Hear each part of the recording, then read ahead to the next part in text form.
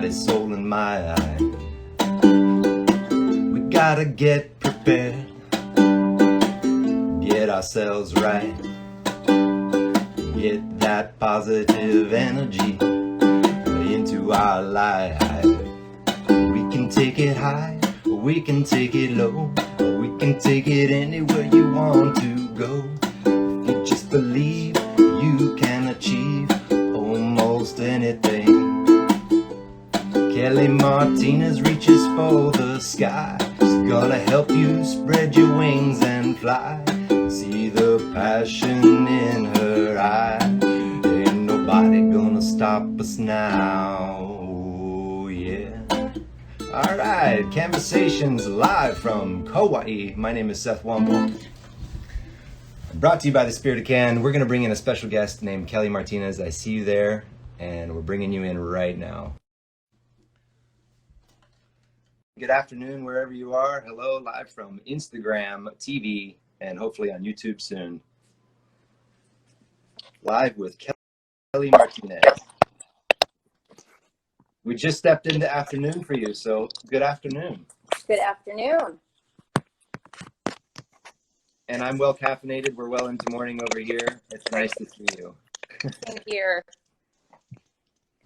We've been very much looking forward to this talk with you and have some really great things to discuss that I imagine is going to kind of fit into a tier on the self-respect and acceptance level of things in the hierarchy of needs that we've been discussing through these conversations. Does that sound about right? Sounds good. Yeah. There is something funny happening with the audio. Yeah. I think that might be on my end. I don't know, somehow.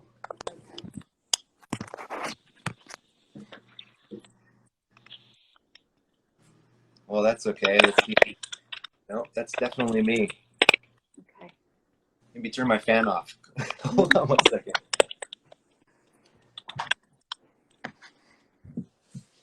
We never know what's going to happen with these things. They are live.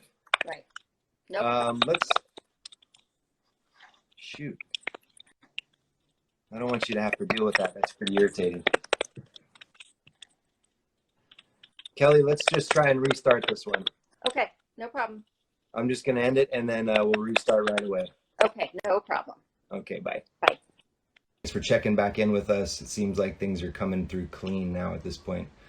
We're going to bring in Kelly as soon as possible and keep this thing rolling. She's got a special job that I'm really looking forward to talking to her about. She's apparently got a knack for taking on some very difficult things with people in special needs as far as their acceptance, and we'll just let her continue to talk about this because I've got her right here. Kelly, you've got a much better feed now, and I've got you an invite there coming in.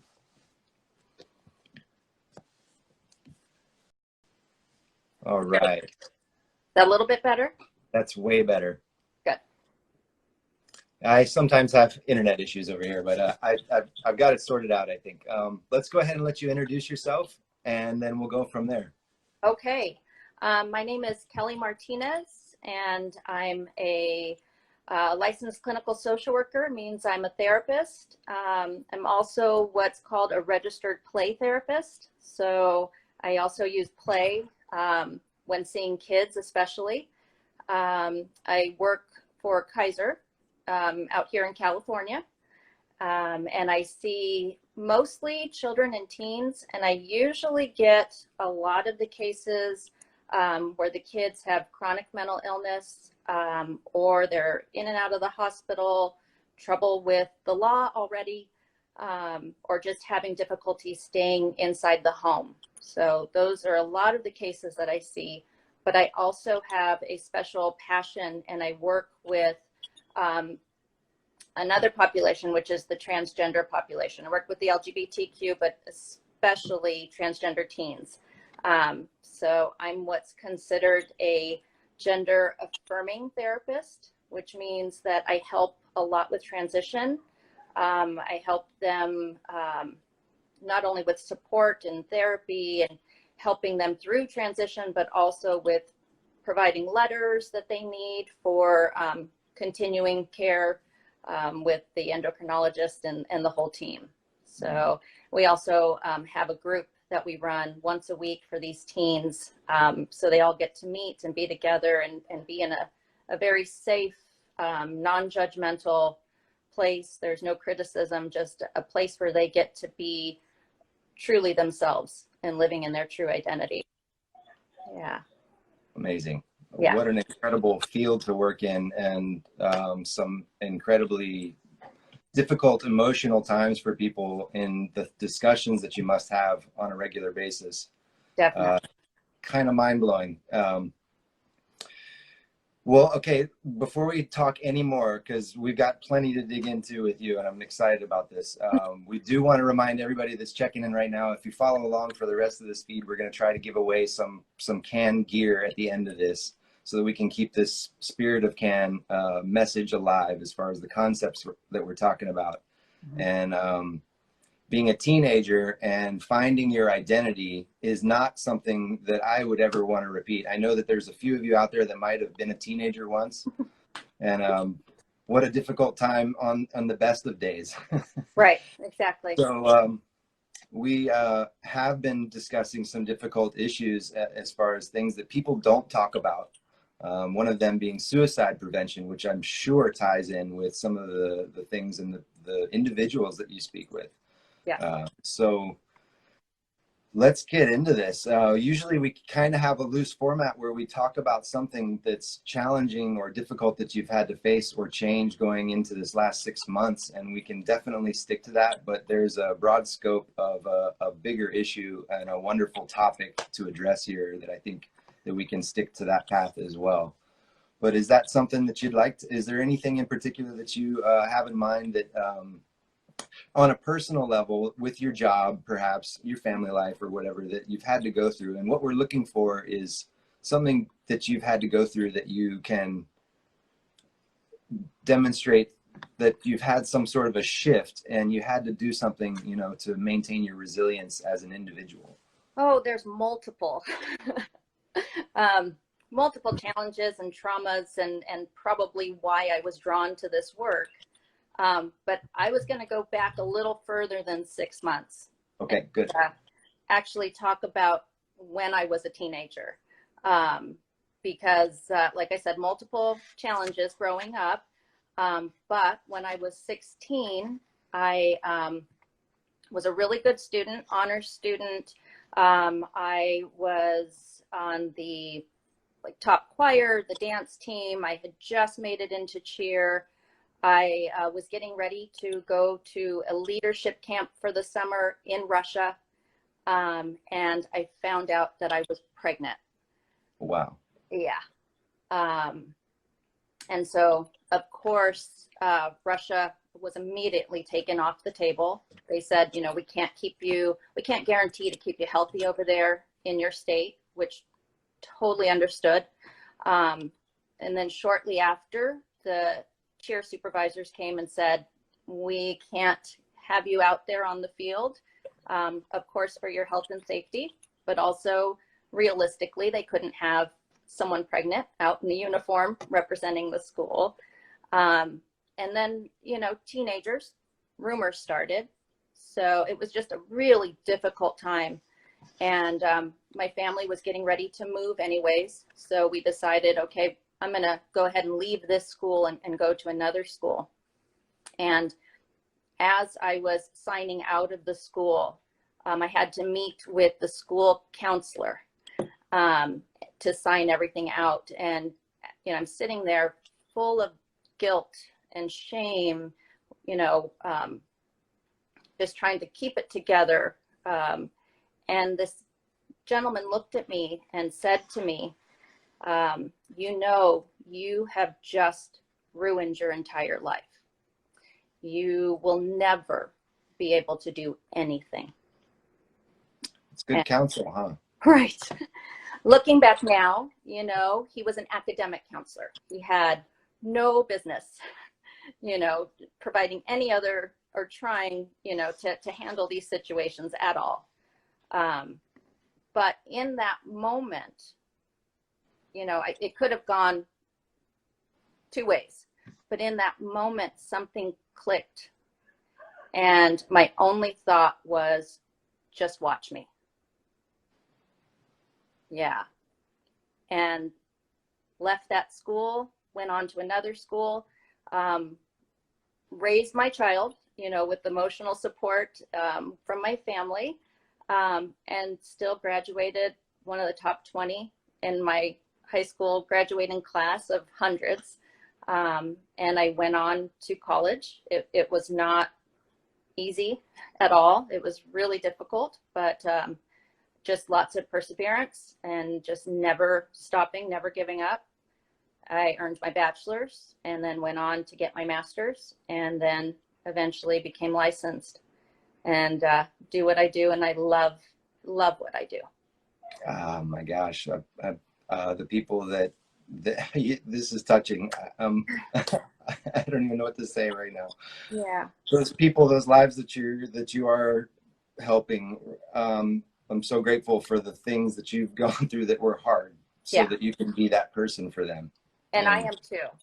Yeah, because I know that helps me in my practice. That helps me when I sit with these kids and they're going through their struggles. I'm able to sit with them and know the pain. Yeah. Definitely. Well, something foundational that it sounded like that you had at least an element of, I'm not sure how extensive it was, but you had family support. So when your other foundational systems, your school system, Mm-hmm. and your friends and the people that you associated with all seemed to fall apart around you, you still had your family support. Yes, definitely. To this day, don't know what I'd do without them. Yeah, that's huge for us. Yeah.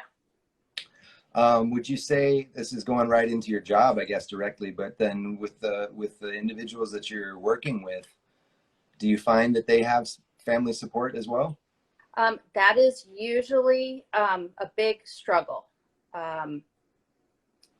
To be totally honest, at the beginning, when the teens are first coming out,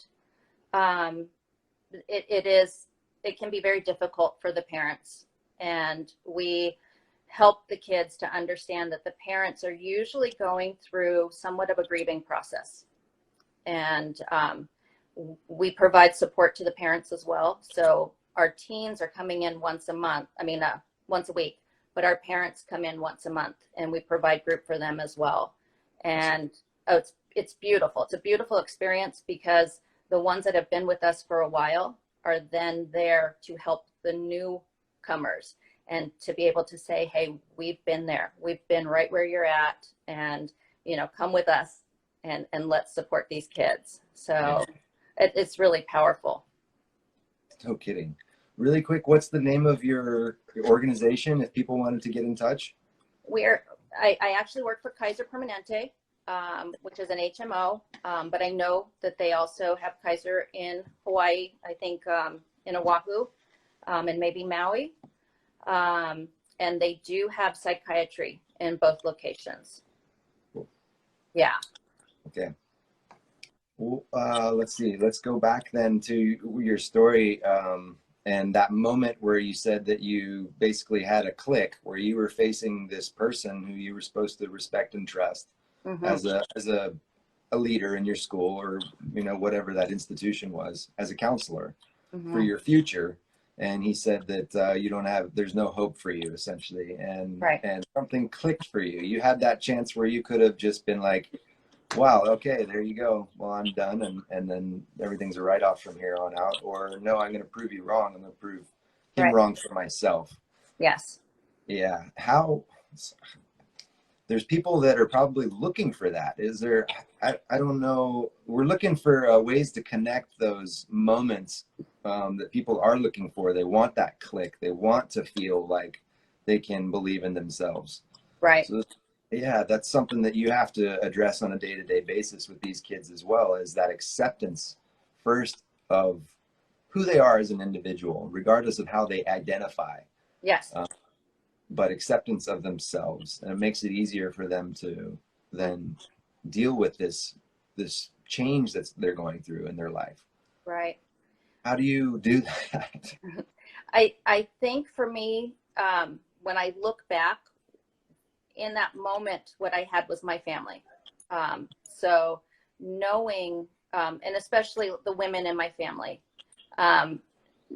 just drawing from their strength, like looking to those role models and drawing from their strength, and just knowing that I had that spirit in me.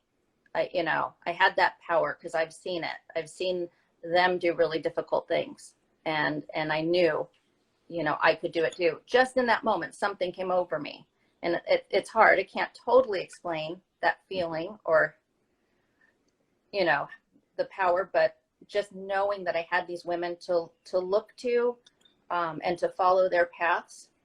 Yeah. And I know I can count a few times in my life where I've had to draw on that. And that's where it came from then. With my teens now, it's helping them to find the support people. And, at the beginning, it may not be their family. That's why we're there to offer support, so that in the group, at least they have us. It's me and my work partner, who is like my partner in crime, my other half. They have both of us to lean on, and just trying to really help them find those people, like create their little community, so that they have that to draw from. Yeah. Yeah. It's one thing to say accept yourself, but then truly really we all, it's undeniable that we want to be accepted by others as well. It's just so much better to have a community, to be able to really excel, not only as an individual but as a community, and as a humanity. Right. Incredible. So you can you walk us through what a day is like for you, and you step into the office? Is it just what's a day like for you going to work? Yeah, so right now I'm actually working remotely. They have taken most of us out of the office, because we just cannot work. Our offices are small, so we cannot be that close with patients right now, just with everything going on with coronavirus. And unfortunately, in California, in Orange County, numbers are high, not as high as LA County, but they're pretty high. And so my day is still a pretty packed schedule, even though I'm working from home. So pretty much as I turn that computer on, as soon as I turn it on, I have a full schedule. I'm seeing about 8 patients a day, which means it's all done virtually right now. So either telephone or video. In between, I'm handling phone calls and returning messages, including calling schools, calling other therapists that they may be working with, or any other services that we're just trying to connect them to. For our transgender teens, it's also connecting, like I said, with the endocrinologist, sometimes helping them to connect with surgeons, helping them to connect with their psychiatrist, just constantly in motion until the very end. Yeah. Incredibly intricate network that webs out for you, and the way that you're able to pull resources to get people connected to these things is amazing. It's a miracle for these individuals, these kids. Right. Exactly. Yeah. Wow. Do you think you're seeing so there's obviously a shift in the way that people are thinking about their kids going back to school, and how education is going to be using, live feeds, things like that in the future? Are you seeing hope in the way that you're still able to connect, even though it's not in a physical form, as far as sitting face to face with somebody? Yeah, it's definitely different. We were seeing probably about 95% of our patients face-to-face before this pandemic. Now they're saying that, well, for me, I'm not seeing anybody face-to-face. There are still a few people in the clinic, but I think it's only like 20% that are being seen face-to-face. Everything is virtual. At the very beginning, it was all brand new. And we were tripping over ourselves trying to figure it all out. But I know for myself, I signed up for every training that was out there just so I could try and tackle this. And so now it's made it a lot easier. For our groups, we are used to being hands-on, all together in one room. We always have some kind of activity, whether it's art or giving them Play-Doh or something so they can use their creativity to be able to express themselves. So we've had to really adjust being virtual. So we've found different things that we can use online, including we do what's called sand tray therapy, where they're able to use sand, which sensory-wise is just so calming, and then they place little miniatures or toys into the sand to create a picture. And we've now been able to use apps where they're able to do it virtually on the computer and share. Oh, cool. Yeah, so I think as a community of therapists, everybody is just really working hard to try and make it as helpful and beneficial to our patients. And then because we're a community of helpers, everybody's kind of pulling together and sharing their resources so that all the patients can really benefit. Huh. Yeah. That just kind of gave me a weird spontaneous idea. If we could somehow create something that we would be able to get everybody their own little miniature sandbox. Yeah, and then you could have you could make it, you could get a little rake for it and place your different objects kind of, it's an ancient thing, right? Yeah, but you could put some modern little toys or whatever you think can go in there for the day and have some fun with that. Everybody should have a sandbox to play in. I totally agree. Yeah, all of my sand and my toys are back at my office, and I miss them. But being able to do it virtually at least is a little something. Yeah. That's pretty cool. Yeah. So when we talked a little bit earlier, this is honestly a really authentic meeting for the two of us because we haven't spent a whole lot of time getting to know each other. But we did touch on one question that you typically get that's a very common question for you. And essentially I asked, how do you go through your day-to-day interactions and hear these difficult stories and things like that and not take that on when you have your own life and other things going on all the time? How do you balance and not take those things on? And I'll say it again, it's a great question. And we do get it a lot. So I try, I'm constantly trying to preach and teach about self-care, with every patient I see, including, we do whole groups on self-care. But for me, number one will always be making sure that I have a good support network, that I have people that I can turn to, that I can talk to. In fact, before I spoke to you today, I spoke to my mentor, who I still touch base with once a month to check in, so that I can go over cases if I need to, or just talk about whatever's happening for me in the moment. So it's kind of like my own therapist. Us therapists, yeah, we need our people too to be able to let some of this go. I'm also very fortunate that my dad is also an LCSW, so I'm able to kind of go over cases or just, talk to him, and he knows what it's like. So that is a huge help. Plus, just having those friends that I can send out kind of a distress signal, one or two words, and they know, okay, I'm needed, and I can go to that person. I have one friend, I think I can see her on right now. She lives in Chicago, but it doesn't matter. When we need each other, we can just send out that signal, and we jump on the phone, and we're able to just be there for each other. So that helps a lot. I will also say, and I don't get any money for this, it's, no endorsement, but I do use Calm, which is an app, and there's also Headspace. Mm-hmm. And a lot of insurance companies right now are covering those if there's any payment.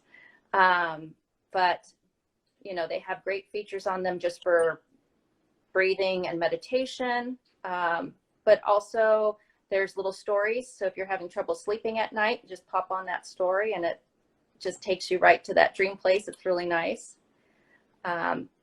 But my big one is probably running, which is actually how I found Spirit of Can. I started running about 11 years ago. And it was just, you know, I had my third daughter. I still had baby weight.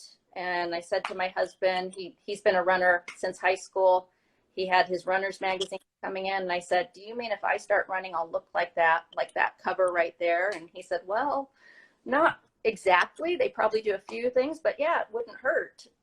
You know, it's good for your health. And so I started. And then probably about 5 years into it, I tore my meniscus. And at that point, I was running half marathons. I had worked my way up little by little. I was running half marathons and tore my meniscus, and it took me out. I had to go to surgery. And there again, after surgery, went to my first appointment, my follow-up, and the doctor, who was not my surgeon, looked at my knee and he said, everything looks great. And I said, that's wonderful. So when do I get to start running again? And he said, oh no, you're never running again. Just take that, you know, right off your mind. You just need to heal that knee and just, you know, leave it alone. And I was devastated. So, and that had been like really good therapy for me. That was my time. My husband and I could go out on runs. We could talk about everything, just the two of us. I did not want to lose that. Yeah. And so I went to my surgeon the week later, and he said, no, I don't know what he was talking about. Of course you can run. You can run, start slow, do it again. He said, of course, you'll never be a marathoner, but you know, you can start running. So another challenge to me. 3 years later, the night before the Kauai Marathon, which I trained for, I walked into a shop in Kapa'a and saw Spirit of Can. And the guy that was selling the shirts told me all about the mission of Spirit of Can, and it just fit. And I knew, like, it was like a message the night before the marathon. I had to have a shirt. And, you know, that's how my friendship with Andy started. So, yeah, I finished the marathon. It was not a fast time, but I finished it. That was my goal. Yeah, didn't realize until we had already signed up that it's one of the hardest marathons. Great challenge and absolutely beautiful. So no regrets. Yeah, that's a big one. I do love running. I don't do it as much as some of the folks that are doing these marathons and things like that. But I do know that Kauai Marathon is a tough one. Mm-hmm. And you got to do that after being told, first, you can't run again. And then just a little while later, you can run, but you can never do a marathon. Right. Amazing. Yeah. And so do you think it was the same voice, essentially, whatever it was that talked to you, you know, when you faced that counselor at 16? Yeah. You're like, okay, challenge accepted. And this thing is what it is. And let's see what we can do. Yeah. Just watch me. Yeah.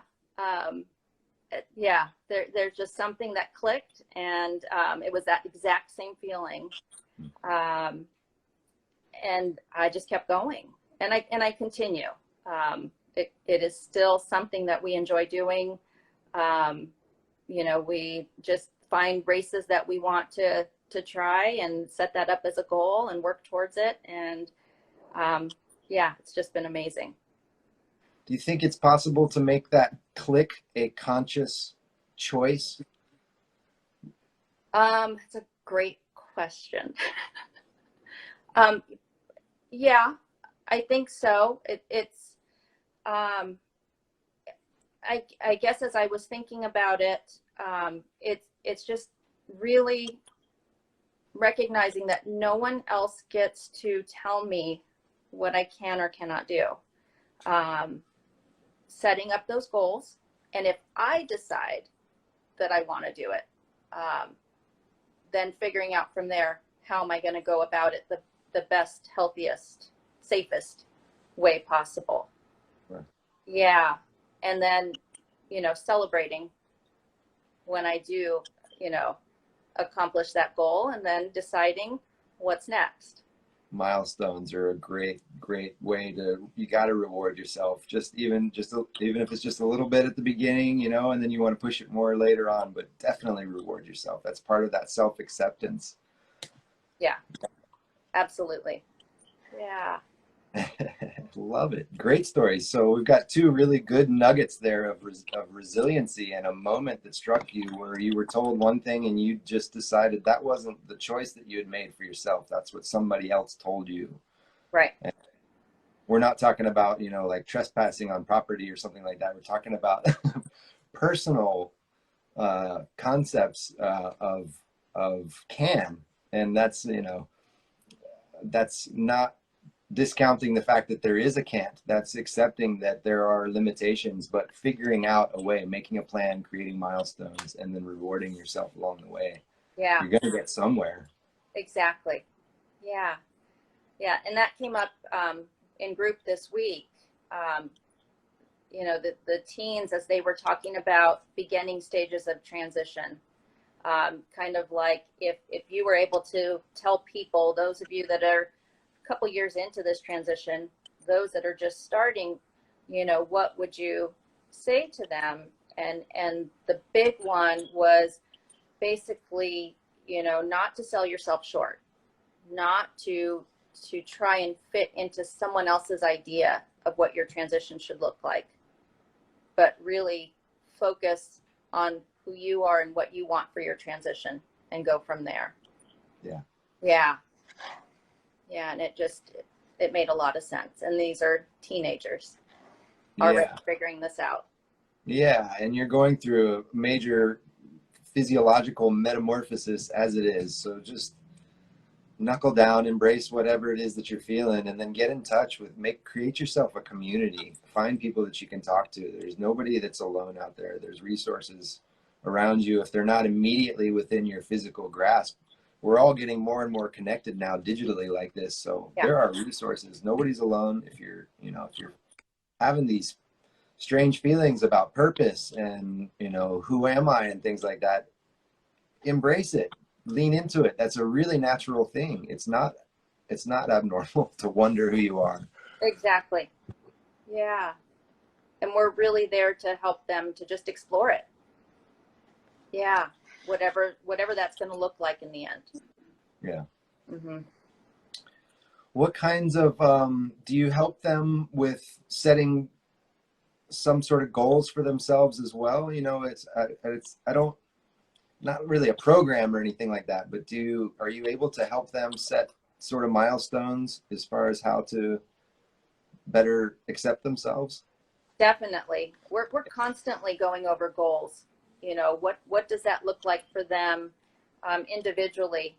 And then within group, they're able to ask questions of each other, because we have the kids in that group are anywhere from 13 to our oldest, who's 21.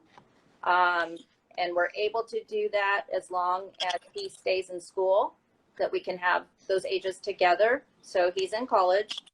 And it's just helpful for them to be able to ask each other. I mean, we're there as professionals. We know the information that we have, that we've been trained or from our experience with other patients, but they are going through the transition. They have been through the different stages, so they're able to share their experiences with each other.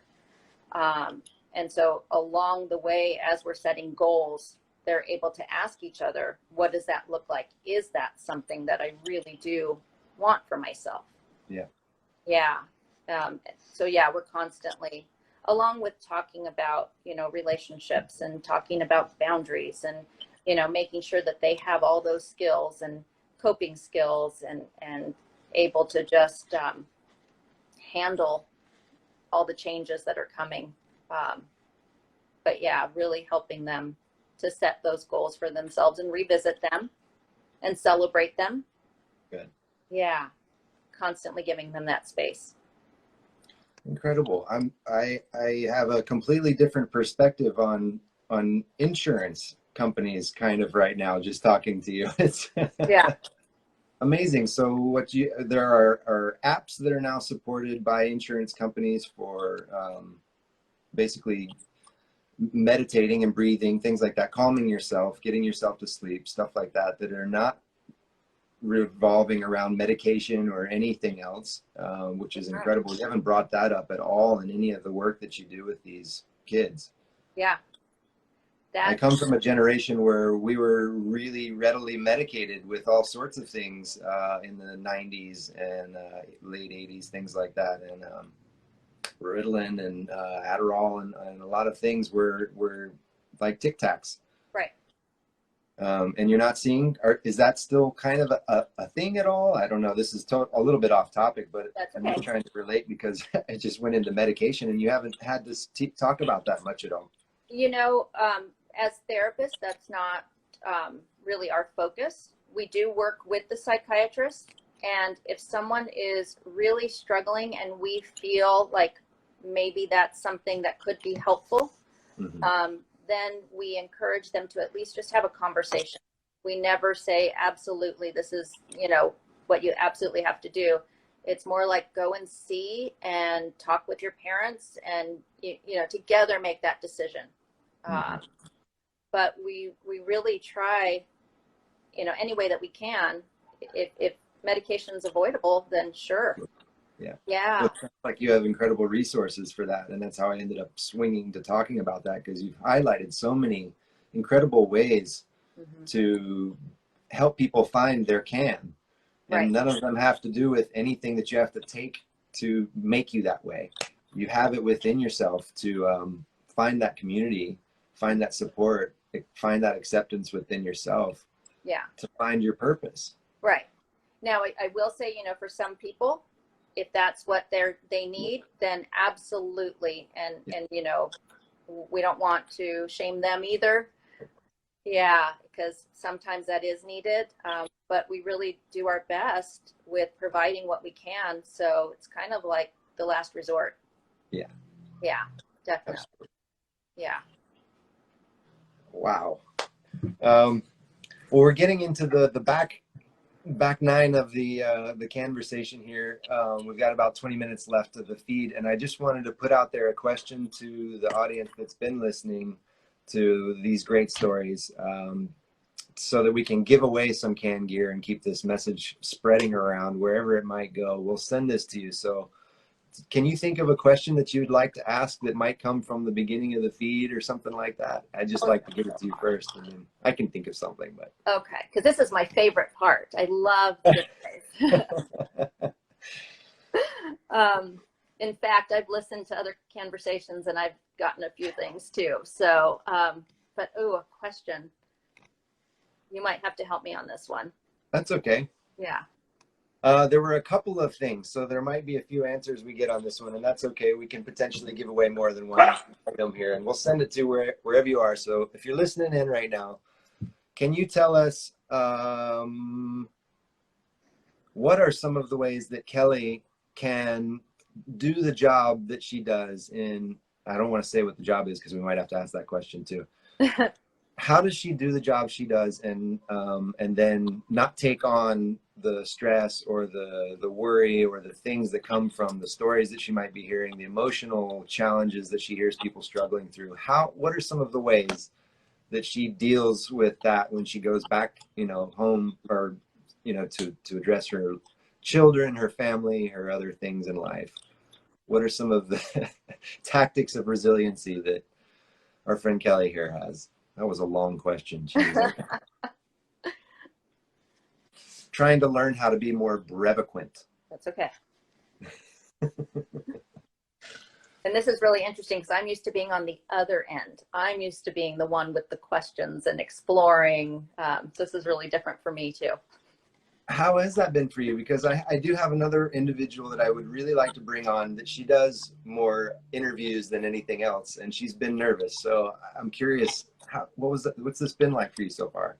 It's been great. I knew once we got started I'd be okay, but I have to admit too, because I'm a play therapist, and I spoke with my mentor this morning, who's also a play therapist, I do have kinetic sand right in front of me that I've been able to kind of play with the whole time just to calm my nerves, which is something that we also encourage with our teens and our kids to have that that thing and that you can keep in your hand that you can use. And the science behind it is it sends signals all the way to the bottom of the back of your brainstem, which just kind of calms the nerves. So it's good in classrooms. Can you show us? It's just this little bit of kinetic sand that I've been able to just squish and play with. That just helps to soothe me. So anything, Play-Doh, squishy balls, whatever you have, that will just kind of, provide that calm, that comfort. Makes sense to me. I'm a very tactile person, and I might try that, see what happens, because I get nervous before I start every one of these. The same strange sensation of like whatever passing through my legs, and I got to sit here and go for about 5 minutes before I start. Right. And then I employed the playing music. So I guess that's my play at the beginning to just break the ice and see what happens. Same thing. The strumming of the strings would give you that same feeling, send that same signal down to your brainstem. There you go. Yeah. What a great tactic. Everybody grab something in your hands and play with it today at some point. And if you find something from that, let us know. Yeah, definitely. Also, please, if you've gotten anything out of this and you're listening now or you're listening later on YouTube, please consider following us on these pages on YouTube. We're looking to spread this message to keep the spirit of CAN alive. And we do have some products on a website that you can see at spiritofcan.com. And get yourself something, order something for somebody else, because you're going to end up having to give it away anyway. Right. Yeah. Agree. And tell us again one more time, is there any way specifically or any numbers or websites that you could give as a reference for anybody that's out there that's having trouble with their identity or just feeling comfortable and accepting who they are in a transition or anything like that they can reach out to? So unfortunately, I know for mostly California, for Orange County, we have the Orange County LGBT Center, which is one of the oldest centers for the LGBTQ community. There's also the one in Los Angeles and the one in San Francisco.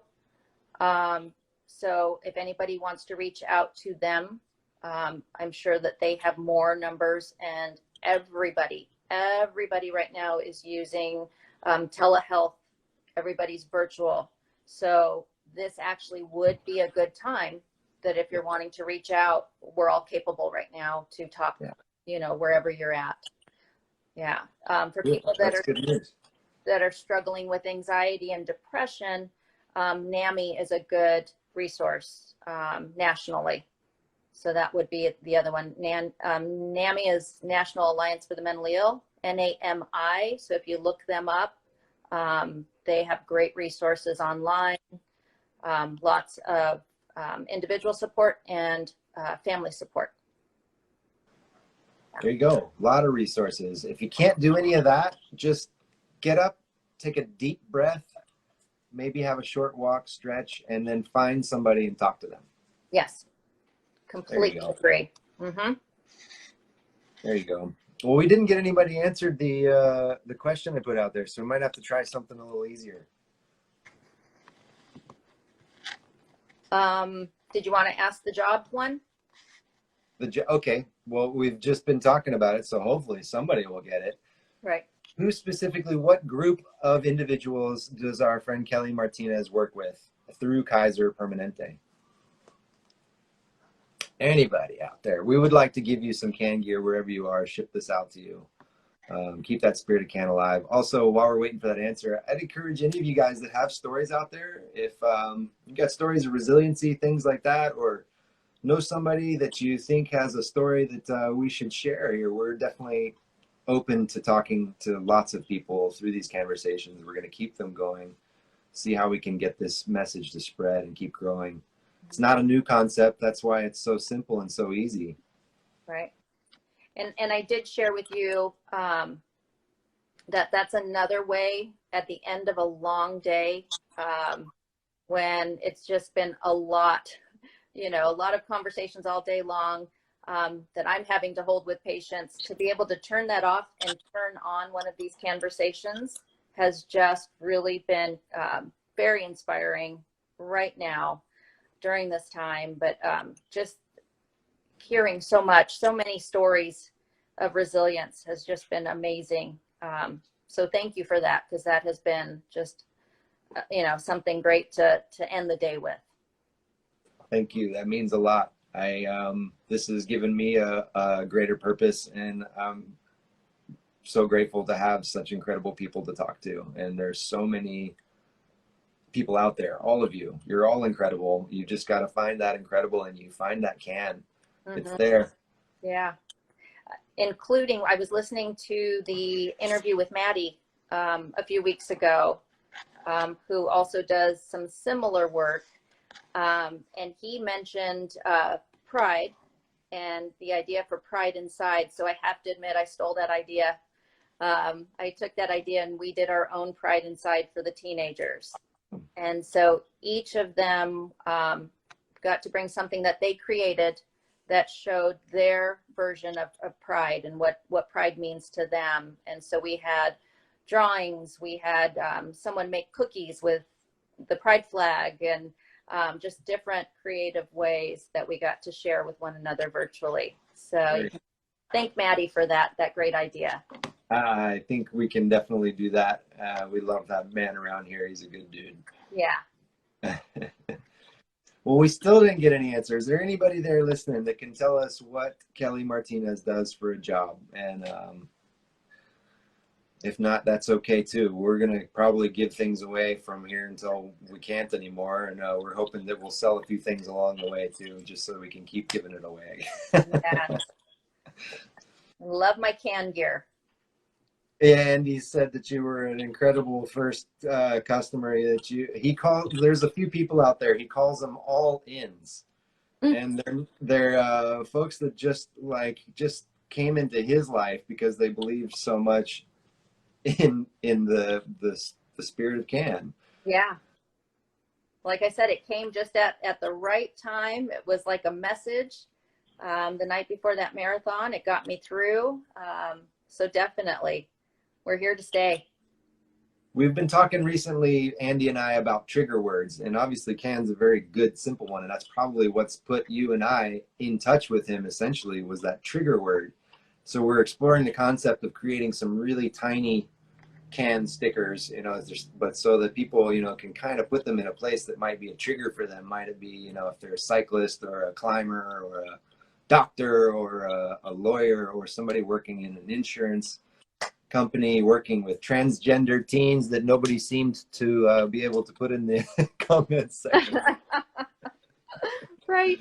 But that's okay. Don't worry. Everybody will give you more chances. You just have to keep checking into these CANversations. And then on the website, we got a new page coming up too. There'll be fun updates. We're going to continue to sponsor things as we can. We'd love to check back in with you in a couple of months and see how things pan out for you as we go into the fall season and what education shapes up to be like that. Yeah. That time. Be interesting. It will be really interesting. We just heard, like literally before going on, that the fall sports have been canceled in Southern California. So that is going to be a big one. For our kids who that is their identity right now. They're teenagers, they're on the football team, they're on the volleyball team, and that place where they get to go and have their friends and that support and do something that they feel really good about. It's being put on hold. So I imagine that in the next few weeks, I'm going to hear a lot about that from my patients, just, trying to cope without that. I'm really glad you brought that up. I've had some meetings recently with people discussing education here on Kauai and Hawaii in general, and nobody brought up the sports programs. I mean, essentially, you've got no gathering of sports anymore. You can still have, I forget what it's called, like almost like social isolation sports, like skateboarding and surfing and other things, exercise. So I'm so glad that you brought that up, because right now I would like to encourage people that are either creative in creative industries or in sports fields, health, things like that, to consider trying to help with programs that are available, or create your own program where you can help create some kind of active creative problem solving, whether it's through, you know, something active, you know, creating some cycling things, or some Right. runs or walks and stuff that people can do to be active, is really just as important, if not maybe even more, than putting them back into their books again. Yeah, definitely. I was not a good student, being stuck in a box, and I was lucky to have some really incredible teachers. I'd like to say hi to Terry St. John. My 8th grade English teacher kind of changed my life, and I get teary talking about it every time. Yeah. She gave me a chance to turn in alternative projects, because she saw that I needed to use creative problem solving in a different way. So all you teachers, all you people out there that are really going into this fall time confused and wondering what's going to happen, look, there was a lot of education going on in the world and humanity before we had a department to tell us how to do it. So let's work together to keep some hope in our kids, and those kids are looking for answers in us. So Yes. Yeah, they have been on quarantine now for about 4.5 months. I think when we talked last week, I told you they are bored, and depression is starting to set in. So any creative outlet right now, any physical outlet that we can give is so important, and as much support for their feelings right now. Times when you find them stomping around the house or in their rooms crying because this just seems like it's not ending.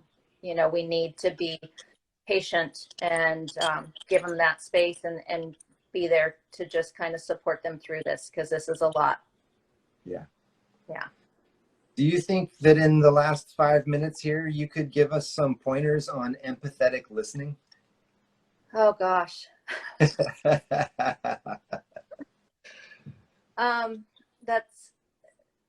so another big thing that I do work on is with the parents.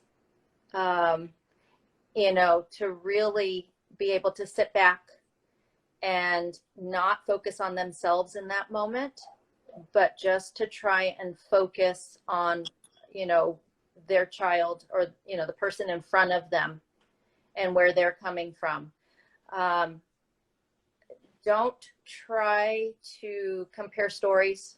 Oh, I've been there. Oh, I know. Or here's, you know, when it happened to me. But really just to validate, you know, the person in front of you wants to just be heard. And they most likely don't want you to fix it. Not in that moment. Yeah. You know, most of our teenagers don't want you to fix it in that moment. They just want to be able to get it out and not hold it in. And if they're willing to do that, especially from a teenager, then you need to give them that opportunity. Yeah, that's a big one. And if they say, not right now, or, you know, I need my space, then to respect that. That one's really important. Parents tend to want to go in and fix, and, you know, that's commendable, but it needs to be at the right time. So really giving that space. That's great advice. That's great advice. Yeah. Often the solutions come from within ourselves as individuals, and it's not because somebody told us how to fix something. It's so part of that is needing to express what's going on first, so that you can explore that within yourself. Yeah. So just being heard is the first key component in going through something difficult. Definitely. Yeah. Wonderful. That's beautiful. You did a really great job. Thank you. I hit you with some tough stuff, but I hope that people got something really good out of this. Yeah, I hope so too. Yeah. Kelly, thank you very much. It's been an honor to have you. You are definitely the spirit of CAN, and thank you for keeping it alive and well. Thank you. I truly appreciate this. it was just a great time spent together. So thank you so much. I'm going to go and have a swim now and take in some of this stuff. You guys that are out there, enjoy the rest of your day wherever you are, whenever you are, friends, families, foe, whoever you might be. Just take care of yourself so that you can take care of those that are around you. Yes. All right. I agree. Thanks, Seth. Lots of love. Appreciate you. Same to you. Thank All you. right. See you soon. Bye.